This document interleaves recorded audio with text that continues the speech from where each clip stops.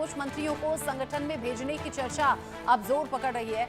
नए चेहरों को मौका मिल सकता है। प्रधानमंत्री नरेंद्र मोदी केंद्रीय मंत्रिपरिषद की बैठक से पहले सभी केंद्रीय मंत्रियों के कामकाज की समीक्षा कर रहे हैं। अगले महीने तक केंद्रीय कैबिनेट में फेरबदल की अटकलें भी लगाई जा रही हैं। कुछ केंद्रीय मंत्रियों को संगठन में भेजने की चर्चा है, तो फिर कुछ नए केंद्रीय मंत्री भी बनाए जाने की तैयारी है। तीसरे कार्यकाल का 1 साल पूरा होने पर सभी मंत्रिपरिषद के मंत्रियों के साथ में बैठक होनी है। 1 साल के लक्ष्य पर भी बात होगी। जो दिए गए लक्ष्य थे उसमें कितने पूरे हुए, अगले 1 साल में क्या काम करना है, किसके जरिए क्या काम किया गया, किसका फीडबैक कैसा रहा। इन सभी तैयारियों के बाद कुछ चेहरे ऐसे जिन्हें संगठन में भेजा जाएगा, कुछ नए चेहरे जिन्हें केंद्रीय कैबिनेट का हिस्सा बनाया जा सकता है। मेरे साथ में इस खबर को लेकर सीनियर एडिटर संजय शर्मा जुड़ गए हैं ज्यादा अपडेट के साथ। संजय, कौन से नए चेहरे हैं जो शामिल किए जाने की चर्चा है और किस आधार पर चेहरों को आगे भेजा जाएगा संगठन में? देखिए, लगभग 1 महीने का वक्त लग सकता है। अगले महीने बड़ा रिशफल हो सकता है कैबिनेट में, मोदी सरकार के कैबिनेट में, क्योंकि प्रधानमंत्री नरेंद्र मोदी हमेशा अपने केंद्रीय मंत्रियों के कार्यों का मूल्यांकन करते रहते हैं। तो इस बार फिर से जैसे ही मोदी सरकार 3.0 का पहला साल पूरा होने जा रहा है, तब सबसे पहले काम शुरू हो चुका है मंत्रियों के कामकाज का आकलन का। तो इस समय प्रधानमंत्री नरेंद्र मोदी और पीएमओ समीक्षा कर रहा है कि किस किस मंत्री ने अपने काम को किस तरीके से अंजाम दिया, क्योंकि प्रधानमंत्री नरेंद्र मोदी ने जब तीसरे कार्यकाल में जब अपने कैबिनेट का गठन किया था, सबसे पहले अपने केंद्रीय मंत्रिमंडल की बैठक बुलाई थी, केंद्रीय मंत्रिपरिषद की बैठक बुलाई थी और सभी मंत्रियों को 1 साल के कामकाज के लिए टारगेट दिया था और तय समय में उनको काम करने के लिए लक्ष्य निर्धारित किए थे। तो ये लक्ष्य निर्धारित करने का समय खत्म हो रहा है, क्योंकि 1 साल का टेन्योर खत्म होने जा रहा है। 9 जून को प्रधानमंत्री नरेंद्र मोदी की तीसरी कार्यकाल का पहला साल पूरा होने जा रहा है। इसके साथ ही समीक्षा का काम शुरू हो चुका है मंत्रियों का। तो नए मंत्री भी लाए जाएंगे। कुछ ऐसे मंत्री जिन्होंने काम ठीक से नहीं किया, उनको हो सकता है कैबिनेट से बाहर किया जाए और नए मंत्रियों को भी लाया जा सकता है। लेकिन हमने हमेशा देखा कि मोदी कैबिनेट में हर बार विधानसभा चुनाव को ध्यान में रख करके कुछ मंत्रियों को लाया जाता है, शामिल कराया जाता है।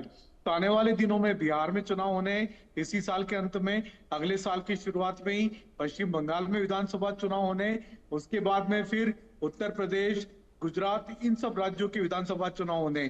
तो इन सभी राज्यों को ध्यान में रख करके केंद्रीय मंत्रिमंडल में फेरबदल किया जाएगा। लेकिन किस किस चेहरे को हटाया जाएगा, फिलहाल इस पर हमको और स्टडी करने की आवश्यकता है, क्योंकि इसमें देखना होगा कि किस किस मंत्री ने काम ठीक से नहीं किया। इसके लिए हमको 4 तारीख तक का इंतजार करना होगा, जिस दिन प्रधानमंत्री नरेंद्र मोदी ने अपने मंत्रिपरिषद की बैठक बुलाई है। शाम को 4 बजे सुषमा स्वराज भवन में बैठक होगी।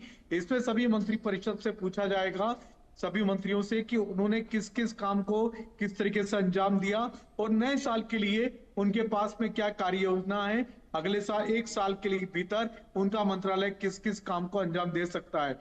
तो देखना होगा कि उस दिन कौन सा मंत्री पास होता है, कौन सा मंत्री फेल होता है। इसी पर अगले कैबिनेट रिशफल की भूमिका तय होगी। लेकिन अभी इस पूरे प्रोसेस में करीब 1 महीने का टाइम लग सकता है संजय। अच्छा, 1 साल में जो लक्ष्य दिए गए वो किस हद तक और कितने पूरे हुए, आगे 1 साल के लक्ष्य क्या रह सकते हैं, क्योंकि तीसरे कार्यकाल का 1 साल पूरा हुआ है, तो पूरा ओवरऑल फीडबैक लिया जाएगा और फिर आने वाले 1 साल के लिए भी लक्ष्य निर्धारित इसी मीटिंग में होने हैं क्या? बिल्कुल, प्रधानमंत्री नरेंद्र मोदी ने जब मंत्रिपरिषद की अपनी पहली बैठक बुलाई थी, तब उन्होंने सभी को लक्ष्य निर्धारित किए थे और साथ ही साथ उन्होंने अपने मंत्रिमंडल की फोकस लाइन दी थी। उनका कहना था, प्रधानमंत्री नरेंद्र मोदी का, कि रोजगार पर ध्यान देना है, रोजगार बढ़ाने पर ध्यान देना है। तो किस किस मंत्रालय ने रोजगार जनरेशन पर ध्यान दिया, किस किस मंत्रालय ने रोजगार कितने जनरेट किए, इस पर भी चर्चा हो जाएगी। और साथ ही साथ मंत्रियों का आकलन भी होगा कि उन्होंने किस तरह से काम किया, क्या कोई गड़बड़ी तो नहीं की। अगर किसी मंत्री के खिलाफ कोई किसी तरह की शिकायतें मिली हैं, तो उनके खिलाफ लगातार कार्रवाई होती रहती है। तो ये देखना होगा कि प्रधानमंत्री नरेंद्र मोदी किन किन मंत्रियों को अपनी अपनी अपनी समीक्षा बैठक में पास मानते हैं या फेल मानते हैं, ये देखना होगा। इसके लिए हमको 4 तारीख का 4 जून का इंतजार करना होगा। कुछ दिन में ही तस्वीर साफ हो जाएगी। बड़ी मीटिंग होनी है और इस मीटिंग में खुद प्रधानमंत्री मोदी मौजूद रहने वाले हैं। केंद्रीय कैबिनेट में नए चेहरों को शामिल किया जा सकता है, कुछ पुराने चेहरे संगठन में आगे भेजे जा सकते हैं। जो नए चेहरे शामिल किए जाएंगे संजय, उनमें कुछ नाम भी सामने आए क्या, और क्या ओवरऑल उनका भी काम, उनका भी फीडबैक देखा जाएगा?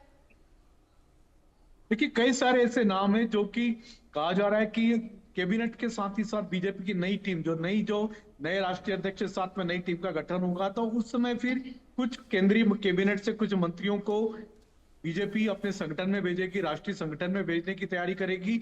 और कुछ जिन्होंने संगठन में अच्छा काम किया है, हो सकता है उनमें से कुछ नेताओं को कैबिनेट में मोदी कैबिनेट में जगह मिले। तो ये दोनों की दोनों प्रक्रिया एक साथ चलेगी। क्या क्या नए नाम हो सकते हैं, तो उसमें कई सारे नामों की चर्चाएं रहेंगी। स्मृति ईरानी को हमने देखा, वो हालांकि अमेठी से इस बार लोकसभा का चुनाव हार चुकी हैं, लेकिन क्या एक बार फिर से उनका दावा मजबूत है, क्योंकि एक बड़ी महिला नेता के रूप में उनका नाम माना जाता है। साथ ही साथ 2027 में फिर से उत्तर प्रदेश में विधानसभा चुनाव होने, तो क्या स्मृति ईरानी को मोदी कैबिनेट में शामिल किया जाएगा या फिर राष्ट्रीय संगठन में उनको शामिल किया जाएगा, बीजेपी की नई टीम में उनको शामिल किया जाएगा, ये देखना होगा। अनुराग ठाकुर एक ऐसा बड़ा नाम है जो कि इस बार कैबिनेट में जगह नहीं बना पाए थे, लेकिन उनके नाम की भी चर्चा थी। तो क्या वो बीजेपी के संगठन में जगह पाते हैं या फिर उनको वापस फिर से कैबिनेट में, मोदी कैबिनेट में शामिल किया जाता है। ऐसे कई सारे नामों की चर्चा है। तो तमिलनाडु से जिनको बीजेपी के अध्यक्ष पद से हटाया गया था, उनकी भी चर्चा है कि क्या उनको बीजेपी अपनी राष्ट्रीय टीम में जगह देती है या फिर केंद्रीय कैबिनेट में जगह देती है।